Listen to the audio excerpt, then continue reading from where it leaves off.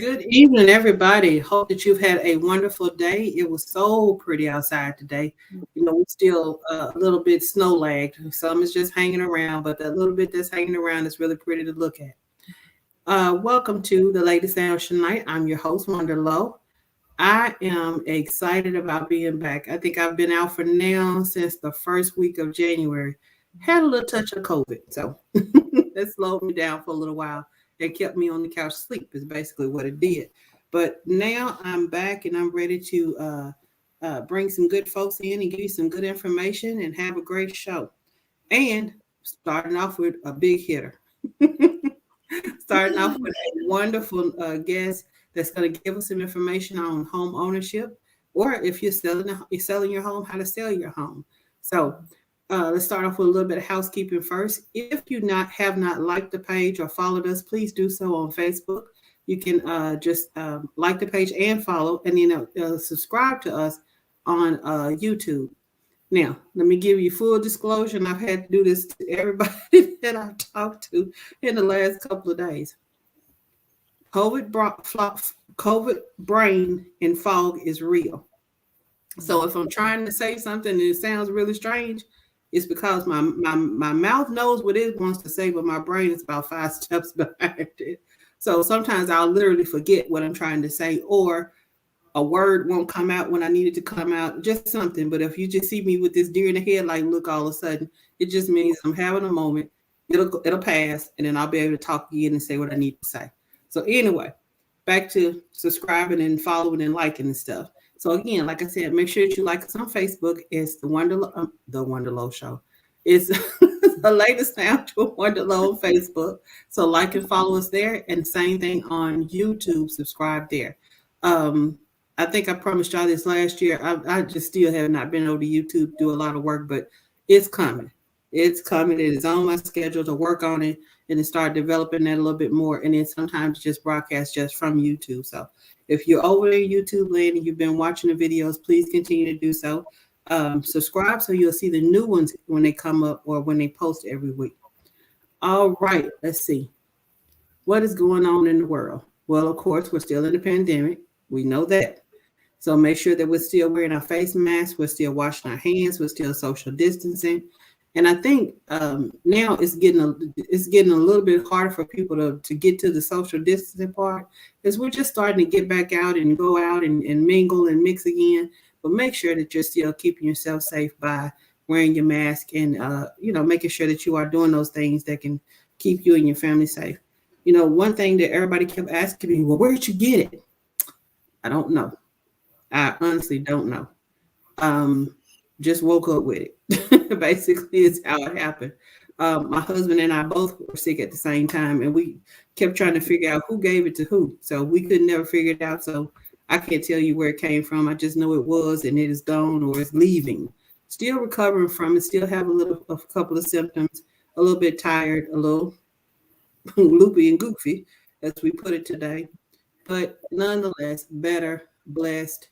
Happy that neither one of us got sick enough that we had to go in the hospital or have anything else done. We actually were able to recover at home, and we're doing fine now. So, all right. What else? I don't want to talk about that trial. I have to watch it a little bit more before I say anything about it. So I'll catch that next week. I don't know how I'm forgetting about what today is. Today would have been my mother's 75th birthday. Aww.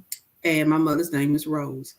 So yesterday, I told my husband, I said, I'm thinking about Mama and thinking about her birthday. I said, but I'm not emotional. I hadn't cried, hadn't done anything. I boo-hooed like a baby this morning because it hit me again. And it hit me particularly hard because, again, this would have been her 75th birthday. And I know we still would have found a way to celebrate no matter what. And I would have made sure that we did. So happy birthday to my mom in heaven this evening. Happy birthday. And I don't know if I said this on my brief little time I was on last week. Happy birthday to all the February babies. I think January, I missed y'all, so happy birthday to y'all too. But happy birthday to all my fellow February people. My birthday is on the 22nd. So if you want to send me my gifts or whatever, just tell me, drive by, pick them up. We don't have to see each other. You can leave it on the curb and stand at the door and wave at me, and I can just drive by your house and get it. so we can still remain socially distant, and I can still get my gift you get me for it. But anyway, all right, y'all, let's get on with the show. We end up starting a little bit late because I had technical difficulties and my computer was angry with me and didn't want to work right. So now we're on, and I want to make sure we use the best of our time, most of our time. So I'm going to introduce you to my amazing guest that's sitting to my, it's on the screen. She is to my right. Introduce my amazing guest. Like I said, tonight we're going to talk about home ownership and selling homes. So we have a professional, because I could tell you some things, but we need to come from a professional. So tonight we have Yoni Johnson. And Yoni is a woman of many interests, yet master of none, and living a perfectly imbalanced life. That's like the truest. And you're going to find that applies to probably most women or all. Okay. She has been part of her family home building business. Is it Fiser? Fiser. Okay. Fiser Development Salem Home since June 2014 and passed her real estate exam in March 2015. She is a realtor at Baxley, Penfield, Mounty, and Realtors. Yoni has achieved awards for excellence in 2017 Platinum, 2018 and 19 Gold, 2020 Platinum again, and is consistently a top producer. Her sales volume in 2021 was millions. $11,926,184 with a total of 50 transactions and qualify her for the diamond level. Go, way to go. All right. Yoni is married to Michael Johnson, and they are celebrating their 23rd anniversary, October 2022. Well, congratulations ahead of time. They have 3 daughters. Is it Mika? Mika, who is attending U of A Fayetteville, and Quinn and Kai are both in Bryan schools, and 2 dogs, Izzy and Coco, Scruffy Mutts from the Humane Society. Yoni is an active member of First United Methodist Church in Bryan, and has served on the late leadership team, as well as volunteer with various activities such as Apostles Build with Habitat for Humanity of Saline County. We got to talk about that because I put that on my list of things I want to get accomplished when I was doing my 50 for 50. I want to help build a house for Habitat for Humanity. Okay, yeah. She is helping kick off a small group in her church for 2022 with the Run for Good organization. She is currently a board member of CASA of Saline County. CASA are appointed special advocates who advocate for the best interests of children who are before the court due to abuse, neglect, and abandonment. When she isn't attending cross-country meets, track meets, lacrosse games, and equestrian lessons for the kids, you'll find her cooking, reading, or browsing on social media. Lady, you busy. Right. Yes. You got a lot going on. It's a lot. And even 2 weeks ago, we kicked off a program called Run for God for runners or walkers through our church. And somehow I ended up being the leader for that. So see, you are the master of many things, so it's okay. Yes. All right. Is there anything else that you want to just kind of tell folks about yourself before we get into your discussion? You covered most of it in the bio. Family, friends are very important to me. My church family is extremely important to me. Mm-hmm. I had a very busy year last year, and I'm very grateful for it. Mm-hmm. This year, I am trying to refocus. I'm still working hard, but I'm not losing sight of family and church. That's my resolution for this year. Okay, that's a good one. All right, so we said tonight we're going to talk about becoming a homeowner and about selling homes. So I'm going to sit back and turn it over to you and just start with the process. We can start off talking about what's the process for purchasing a home and some of the great tips that you can give us, because for you to have sold that many, you know what you're doing. Yes. Well, the home buying process, the market, we have to talk a little bit about the market today because it's very different than what the market was even 3 years ago, 4 years ago. Mm-hmm. The market today, we're experiencing very low inventory, and home prices have increased year over year. 2021, the home prices had increased 18% over the previous year. Also, where we've been seeing 2021 had a record low in mortgage interest rates. Mm-hmm. They were in the 2.75% mortgage interest rate. It's creeping back up to the threes. It's in the threes right now, which is still extremely low. I back in 1970s and 1990s, the mortgage interest rate was 8%. Mm-hmm. In the 2010s, we were around in the 4% range. So we're still having record lows with the interest rates. With that being said, we have buyers who want to take advantage of that low interest rate. But on the flip side, we have very low inventory. So you have a lot of buyers competing for the same homes. Okay. So with that, it's a strong seller's market. Mm-hmm. Buyers just really have to have their ducks in a row if they're serious about becoming a homeowner. The very first thing you need to do is get pre-approved for a mortgage loan. Mm-hmm. Unless you're paying cash. If you're paying cash, you're golden. But most of us need a mortgage loan. Mm-hmm. And if you don't have a lender that you're working with, myself or the realtor that you're working with should have a list of lenders for you to call on. I encourage people to use a local lender. There's nothing wrong with some of those big national online lenders, but Mm-hmm. when we use a local lender, there's a lot more we can accomplish. And I just like supporting our community anyway. Yeah. There's never really a big difference in the rates you're going to get or the fees you're going to pay. Mm-hmm. And I also like using a local lender because they also use local appraisers. And it's important to have an appraiser that is working the market where you're buying your home. Mm-hmm. So the pre-approval process, people always ask, what does my credit score need to be? Mm-hmm. How much money do I have to have for a down payment? I'm not a lender, but I can give you a basic idea. There are lenders who will accept a credit score of 580. Okay. So you don't have to have a 700 credit score in order to own a home. If you have at least a 580, and that means across the board, there's 3 credit bureaus. And so your scores have to be, of those 3, they'll do away with the highest and the lowest. And that middle score needs to be at least a 580. Mm-hmm. So there are some lenders that will loan on a 580. Most other lenders require at least a 620 credit score. So that's the credit score talk right there. Mm-hmm. The other thing is, if you're not quite there yet, these lenders will help you get there. So let's say your credit score's 520 and you're like, I really want to get into homeownership. Reach out to your local lender. They will advise you and help you get on that path to improving your credit score in order to become a homeowner. Okay, So that's great. Don't let your credit score scare you. You can work with it.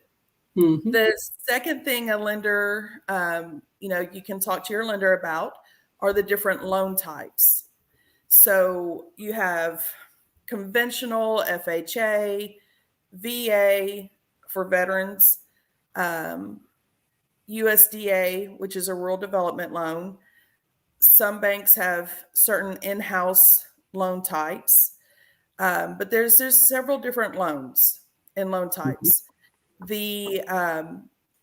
Some of them require a down payment as little as 3.5%.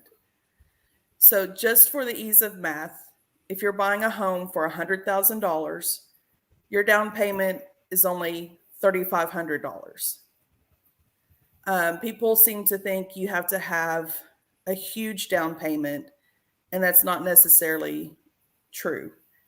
There are a couple loan types that don't require any money down. And I've actually taken advantage in the past. My husband and I used the rural development loan type when we bought our first home in Arkansas. And so that is 0% down. But there's certain requirements to qualify for the rural development loan. One is your household income limit is capped at a certain amount. And then the property itself has to be located in an area that qualifies for rural development. So that loan can be a little trickier, but it can be done. The VA loan, of course, you have to be in the military to take advantage of the VA loan, but that's also a 0% down loan. And so I definitely encourage you, if you're in the military, take advantage and use that loan type. The other two, FHA and conventional, they have their own requirements. Again, look to put about 3.5 to 5% as a down payment. And separate from the down payment, you'll also have closing costs on your home. And that can consist of, the lender fees, title company fees, appraisal, just a whole slew of things like that. Your prepaids with taxes and homeowners insurance. So there's a lot on the lender side. Before you can buy a home, you need to be pre-approved. So there's no point in wasting anybody's time going out looking at houses if you're not at least pre-approved. Yes. And in this day and age, there's not a realtor out there that's going to drive you around looking at houses unless you're pre-approved. And that makes plenty of sense. Yes, yeah. I mean, because there's nothing you can do if you find a home you like if you don't have that pre-approval. So that's the lender talk. Now, let's say you're pre-approved and you're ready to go and look at homes. That's when you meet up with your realtor, you discuss your budget, what you are looking for in a home, minimum bedrooms and bathrooms, location, school district, if that's important to you, just all of your wish list. And for me, myself, I use what I call the collaboration center with our MLS. And so I put all of your criteria into the search engine connected to our MLS. And then I set it up to where you receive an email anytime a home hits the market that fits that description. Okay. So if it meets the criteria, you get an email. And let's say you get an email and you're like, this house is fantastic. Let's go look at it. If you have time, we need to look at it today. Homes are selling too quickly. So we then go look at the house. We schedule a showing. We go look at it. And if you're ready to write an offer, we go over the terms of the contract.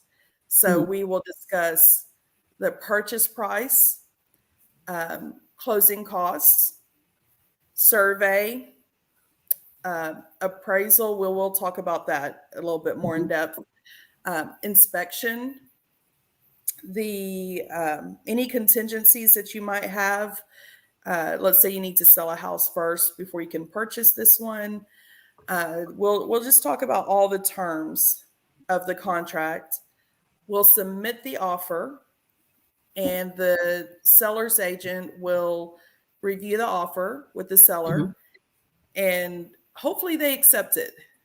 If they accept your offer, it takes on average 30 to 45 days to close most loan types. Okay. Occasionally, a lender can close a loan in 15 days. I've seen it happen, but on average, 30 to 45 days. But let's say they accept your offer, and now we're in the process of working through that 30-day term. You have 10 business days from your offer being accepted to hiring an inspector and doing an inspection on the house.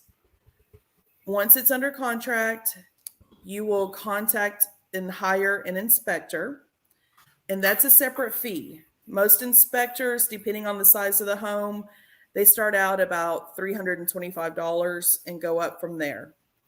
But they come out and they inspect the house, and they just give you a very long report showing everything that they checked on the house and giving you suggestions on items that you might want to keep an eye on for future maintenance and repair, items that really need to be addressed at this time. And then you'll discuss that list with your realtor, and then you will submit an inspection repair survey addendum if you want the seller to make any repairs. Oh, So you can submit that list of repairs okay. to the seller, and if they are willing to do those repairs, they'll agree to it and get those done before closing.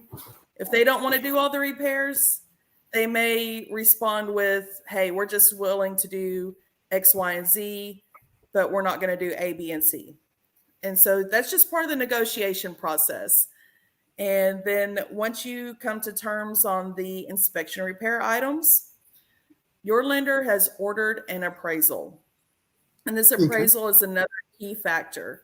So the appraiser is a third party, and lenders rely on those appraisers to validate that home's value and ensure that the lender isn't lending more than the home is worth. So the appraiser is supposed to come out and make sure the home is in the condition it needs to be in, to live in. And they are also going to take the sales comps from the area and make sure the market value of the home is accurate for what you're paying for it. So the appraiser comes out, fills out his or her report, and submits it to the lender. If the appraiser's number matches your purchase price number, you're good to go. If the appraisal comes in a little bit lower, then you're back to negotiating with the seller. So that's just another step of the process. Once we get through that inspection and that appraisal, it's pretty smooth sailing from there on out. So those are two of the biggest hurdles, I would say, in the whole process. After that, you're just providing any necessary final documents to your lender.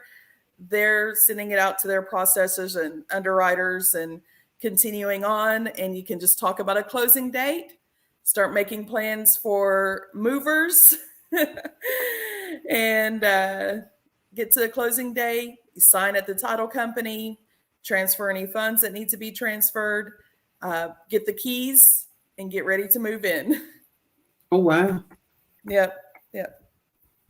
So yeah, I've been actually typing all this in the comments while you've been talking. Oh, okay. Yeah, so if you see me looking down, it's because I'm over trying to I'm typing what you say in the comments. So people watch this, they can kind of go, oh, okay, I get what she was saying. So I just wrote down them. Now let me back up and ask a question real quick, because when you were talking about the market, one of the things, I've had a couple of people I know here in the last year who purchased homes, and one of the first things they said was, you said it's the seller's market right now. And they were some of those people that were going out and they find a house, and before they could even go and look at it, the house would be sold. Yes. So they had to go through quite a few to finally get the one they did get. And by being a seller's market and by being more buyers in the market than it is, like you said, the inventory is low, is that part of what's causing the price of the houses to go up? Not the interest rate, but the price of the house to go up. That's part of it. It's supply and demand. So the home price, now houses can only increase so much. I mean, there's just the projections for 2022. We're not going to see that 18% increase in home prices like we saw in 2021. They're saying you might see about, on average, a 5% increase in home prices. But I do want to say, for buyers right now, don't be discouraged. It may take multiple offers before you get a house. In 2021, I had several buyers. They did not get the first house they put an offer on. A couple of them, they were up to 8 or 9 offers before they got one accepted. So not only are the homes selling so quickly before you can even see it, Mm-hmm. Houses are getting multiple offers. Mm-hmm. So you're one of, 12 or 15 offers Oh, wow. on this house. Oh Mm-hmm. yeah, easily. I reached out to one. They had 20 some odd offers on the house. Wow. Right. And so you just really need to make sure that you're putting in your highest and best offer.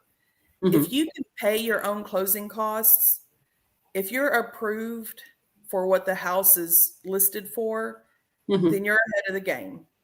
Okay. Now, if you want one more edge, I had a few buyers win the house they were wanting to purchase by doing what we call an appraisal gap, meaning that they were willing to pay a certain amount over the appraisal if the appraisal came in low. Okay. So if there was a house on the market listed at 150,000 and they were like, "You know what?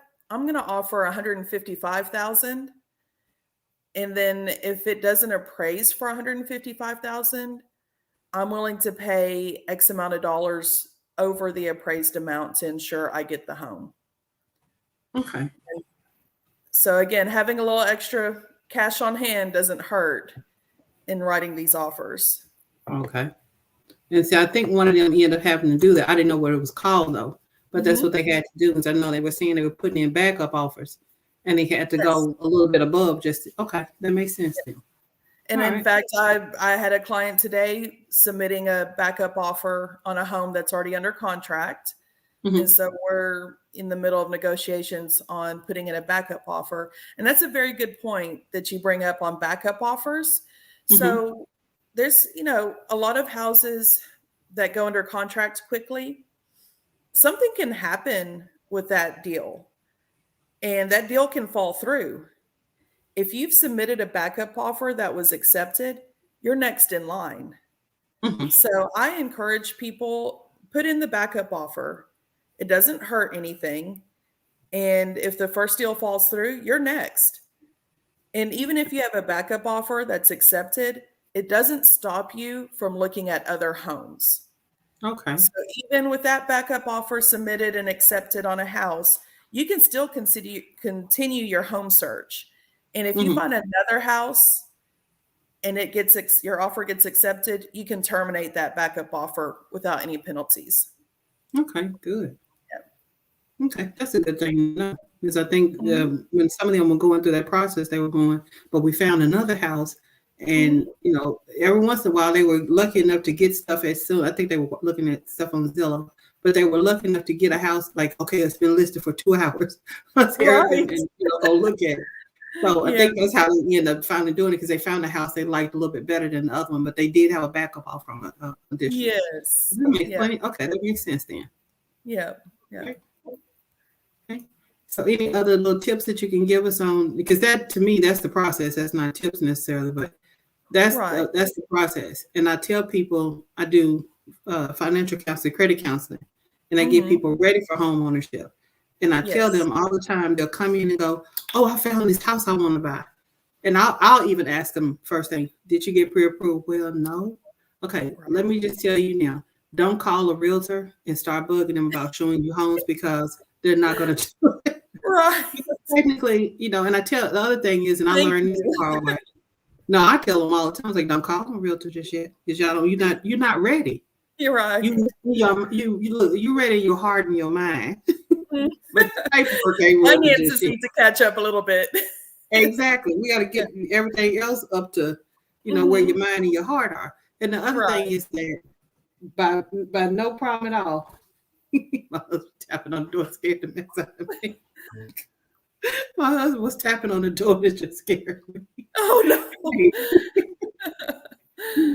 So my other thing is, I tell people, don't go looking before you get pre-approved, because undoubtedly you're gonna find a house that's way above what you Right. get a pre-approved for. And then Yes. you get emotional. Yes. That's when you start getting emotional about things, because you're gonna Mhm. go, well, I wanted that house. Well, that house might not be in the price range that you're, pre-approved for. So go Right. ahead and take care of all those things, get everything lined up first, Let's make sure your credit is okay. Let's make sure that you have your money saved or whatever that you need for your down payment. Let's make sure all those things are taken care of first, because I think when they get to you guys, you want to be able to go and show a house and know, okay, this person is number one, it shows that they're serious about it. Right. And nobody has gas to be riding around showing houses. At the end of the day, you're going, okay, so you want to put an offer in? Well, I haven't, no. So I always coach people, make sure that you get pre-approved before you go looking. And that way, it just saves you the trouble of being in your feelings if you don't qualify for a certain house, or, it's okay to drive through the neighborhood and go, okay, I like this neighborhood. Sure. If a house comes up in this area, I'd love to be in this area, because I do that. So, we all do. Yeah, I'm not talking to anybody until I got everything together. Right. I mean, what do people love to do? I know pandemic changed things, but Sunday open houses. Yes.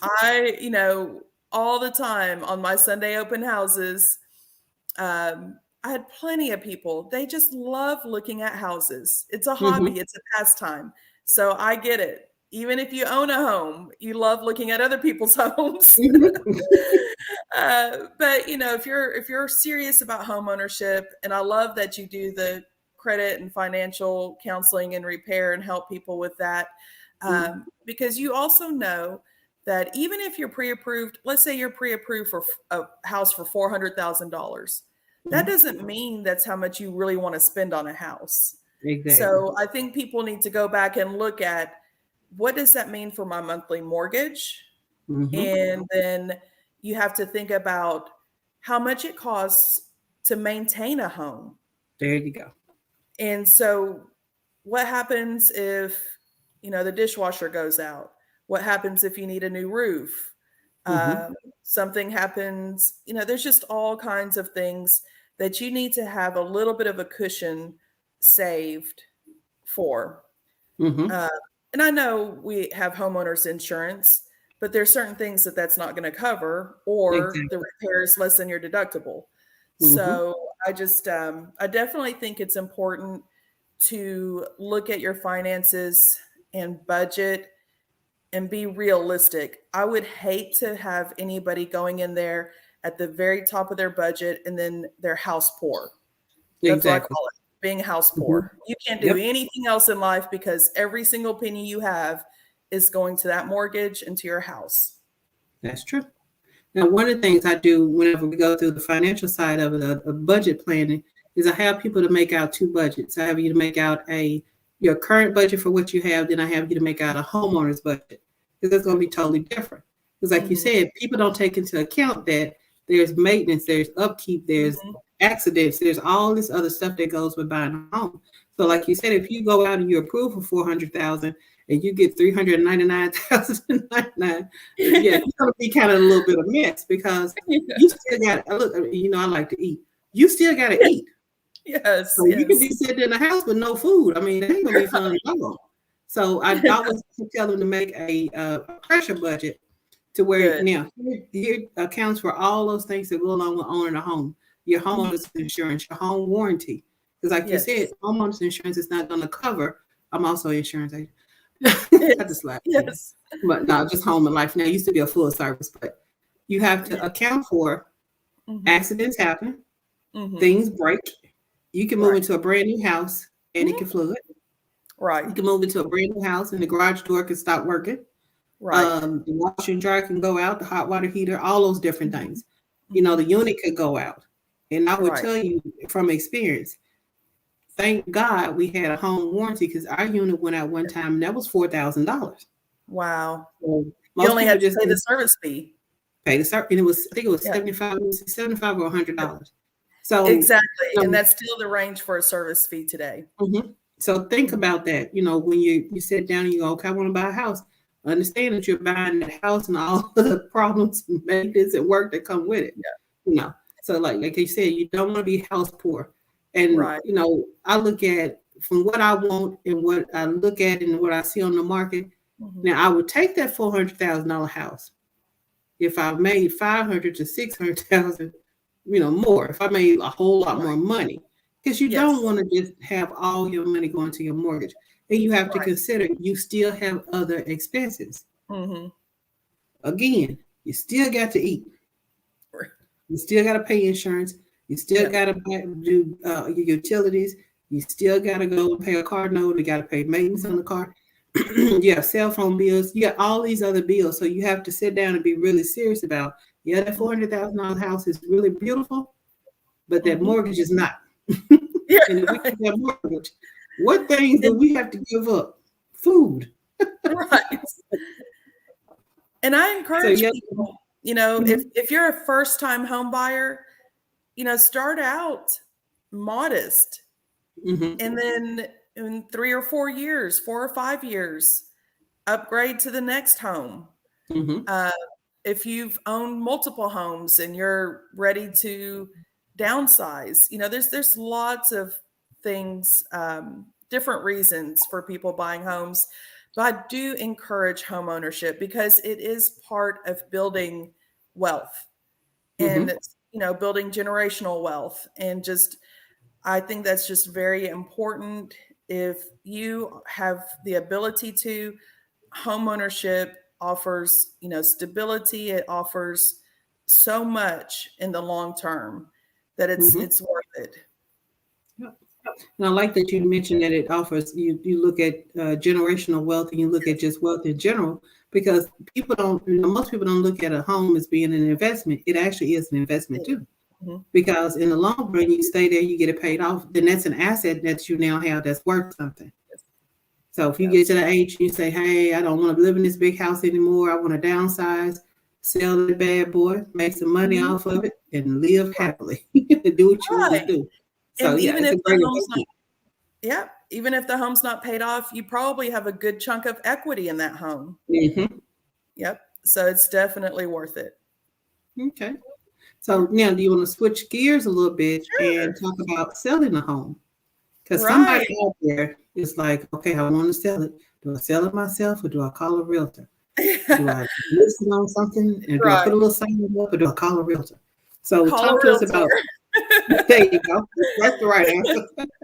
So talk to us about selling. It's okay to interview 3 or 4 realtors. I encourage you to, see what make listing appointments with several different realtors.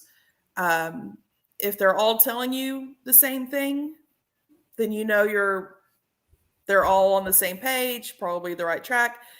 If you have 1 or 2 that are outliers, like on one extreme or the other of the spectrum, then you'll know. But for sell by owner, historically, when you sell it yourself, even if you're not paying realtor fees, you tend to make less on your home.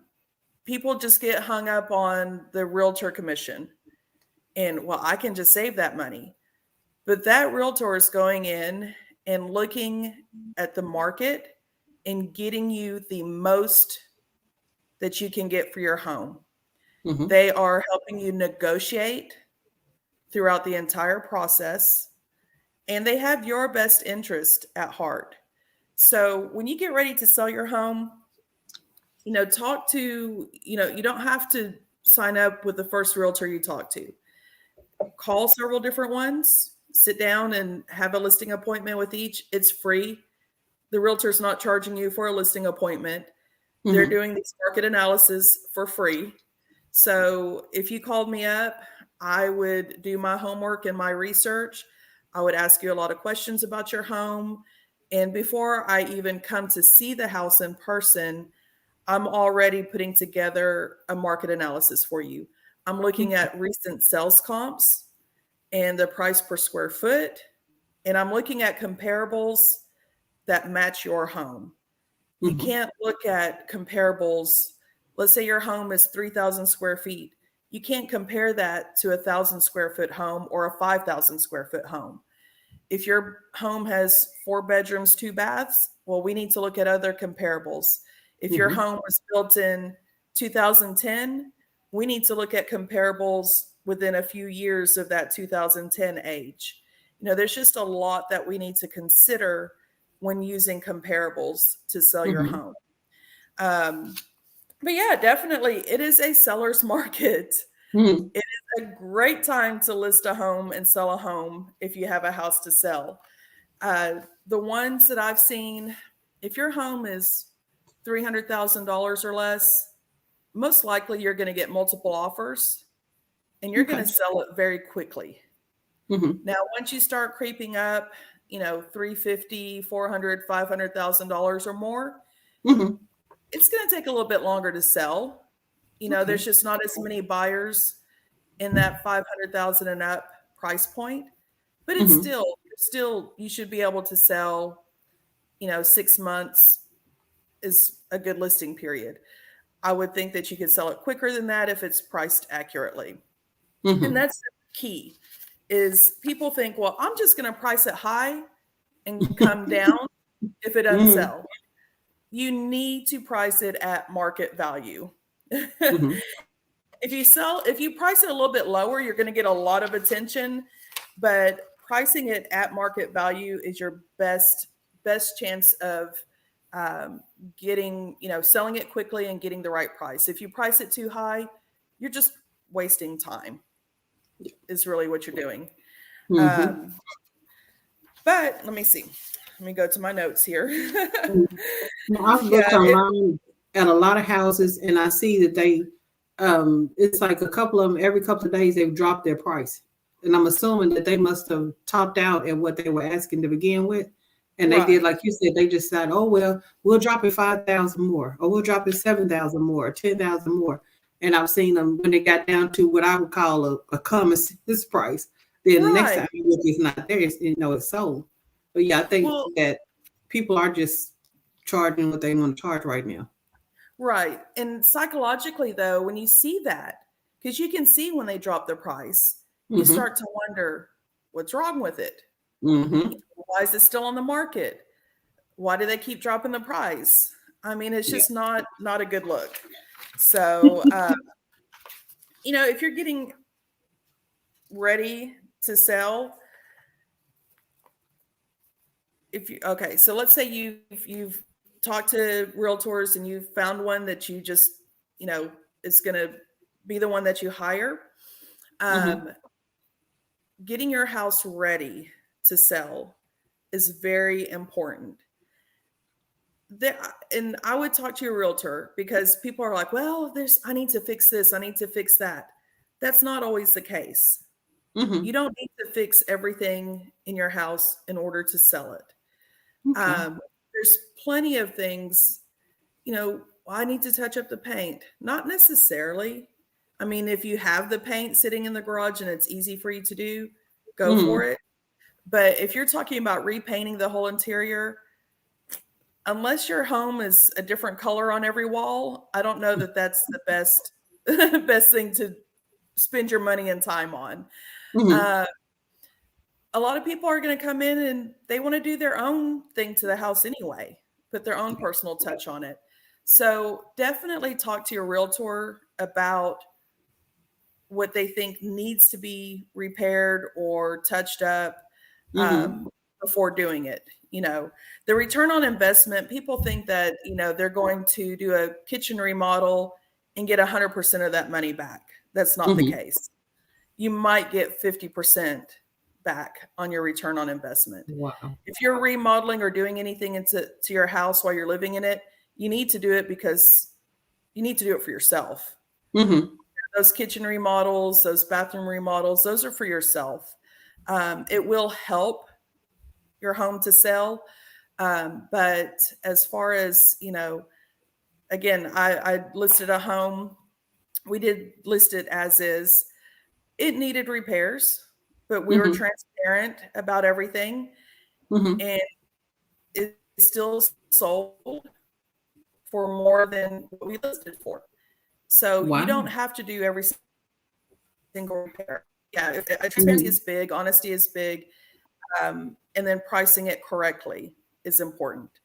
But what you can do is any of your home decor, extra stuff that you can pack up, go ahead and start packing up and clearing the clutter. So your knickknacks, anything that you don't use or need, start just boxing it up, putting those boxes away in the garage or in a closet, and start just getting things very neat and clean. Mm-hmm. And that's the other Declutter. thing. I just tell people just declutter Mm-hmm. and clean the house. Even if, I cleaning is not my favorite thing, but even if you don't do it yourself, hire somebody to come in and clean the house. Cleanliness will take you a very long way in those showings. So Mm-hmm. make sure your lighting is good. Take down your personal items if you can. Again, pack up as much as you can. If you can handle it yourself, do minor repairs, that's fine. But change the filter in your AC, change your air return filter. Dust, clean the baseboards, wipe your cabinet faces down. Just, make it very clean. On the exterior, so curb appeal is very important. Clean up your lawn, the entryway, get the cobwebs down. If the exterior could use a good pressure washing, get out there and pressure wash and clean the exterior. Make sure your lawn, plants, flowers, anything that you have around, it's cleaned up, neat, organized. You don't have to have a green thumb, but just make sure it's all clean and neat and reasonable. Because when someone pulls up to the house, the first thing they see is that exterior. So curb appeal is very important. That's your first impression of home. And otherwise, as far as the seller goes, again, it's a seller's market. Sellers are getting top dollar. They're getting over asking price. My number one question for my sellers is they want to sell, but they don't have anywhere to go. So it's kind of tricky. I have one, we got to say, so the seller has somewhere to go, but not everybody has a house or an apartment or a family member that they can move in right away. So you have to know that if you're going to list your house and you're buying, that can also be tricky to navigate. Your realtor can help you navigate that.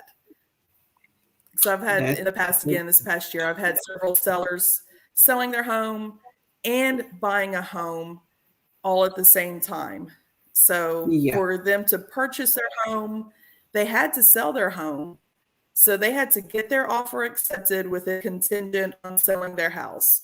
And again, us realtors, that's what we're there for. We're to help negotiate and make those deals happen. Now, we were in that situation one time where our house actually sold. We actually got an offer and everything on our house, and before we were able to get into the new house. So for just about a second, we were kind of in the air like, okay, we got to air pack and get out, but where do we go? Because our house is sold, but we hadn't gotten a new house yet. And it happened. It was so weird. The timing was just so weird. But the people that actually bought our house let us stay a little bit longer so we could get, finish and get the other house purchased first. But yeah, it was a little traumatic there for a little bit because we were sort of in the air homeless. You're technically not homeless because they're in the house, but at the same time, you got to get out of that house so you can get to the new house. But yeah, that can be that was a little scary. Right. And for you and for sellers, in your same situation, having that delayed occupancy is really important. So, I would encourage sellers to say, yeah, I'll accept the offer if they give me 2 weeks of delayed occupancy, after the sale of the house. So there's again, lots of ways we can negotiate and make the transition as smooth as possible. Okay. All right. We've been almost, we're about 10 minutes out from the hour. Anything else that you can think of that you want to just talk about, either buying or selling? Any other little tips or some information we can use? have at it. Well, we didn't even, yeah, sure. I mean, we talked a lot about home selling and home buying, especially the home buying process. There's your realtor is just a wealth of knowledge. We have so many, we're just really tied into our community. We have a lot of connections. We have a lot of resources. So don't hesitate to reach out to your realtor with questions. For me, my dad is a general contractor. We didn't even talk tonight about new construction and building a home, but I am more than happy if anyone had questions about what the home building process is like and what the market is like for new construction. I'm happy to talk to you about that. So feel free to reach out to me about building and new construction questions. I know we're running out of time, and that's a whole different conversation. It is part of real estate. It is part of, home ownership. But from the very beginning, I've been working with my dad in the home building industry, and we have a residential development. So I can answer a lot of questions about what that home building process is like. Okay. And how would people get in contact with you if they're wanting you to talk to them about home building, home buying, or home selling? Yes, you can call or text me at 501-258-5101. You can also email me. The best email address for real estate is my first and last name. It's Yoni Johnson at B as in Baxley, P as in Penfield, M as in Mowdy, realtors with an S.com. So Yoni Johnson at bpmrealtors.com. But again, the quickest way to reach me is through that cell phone. So call or text me, and we'll get the ball rolling and talk and have a conversation about your real estate needs. All right. I was trying to put that in the comments. Hold on. Okay.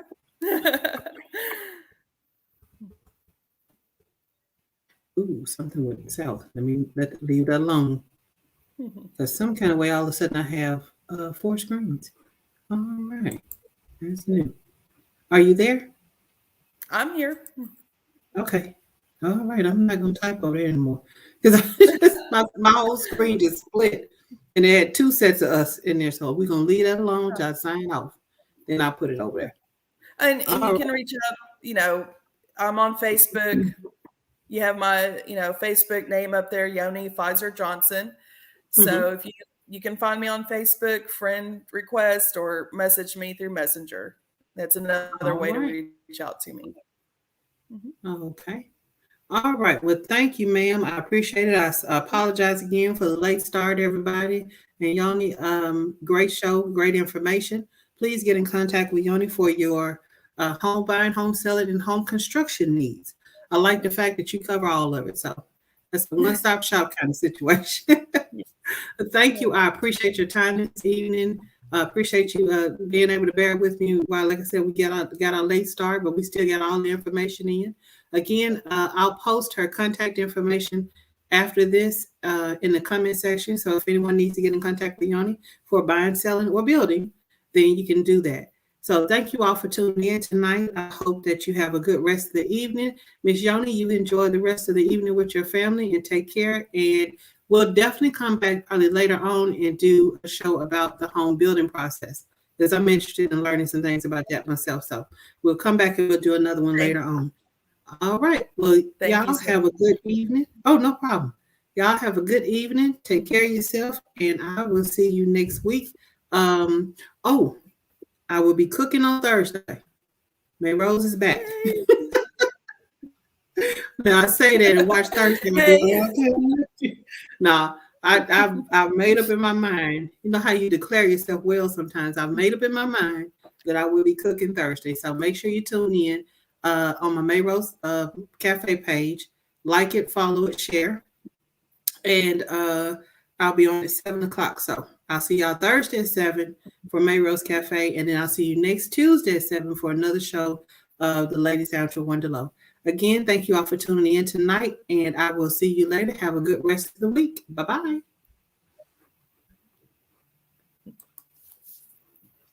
All right.